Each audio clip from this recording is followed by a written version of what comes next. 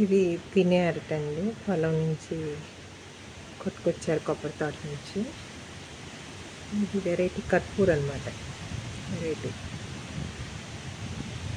ఇది మామూలుగా అమ్మేసుకునే వాళ్ళు అయితే స్ప్రే కొడతారు, 2 డేస్లో రంగు వచ్చేస్తుంది. ఇది మేము న్యాచురల్గా తిని ఇంట్లో తినడానికి కదా అని స్ప్రే అది ఏం కొట్టలేదు. ఇలా న్యాచురల్గానే ఒక్కొక్క రంగు వస్తుంది అనమాట.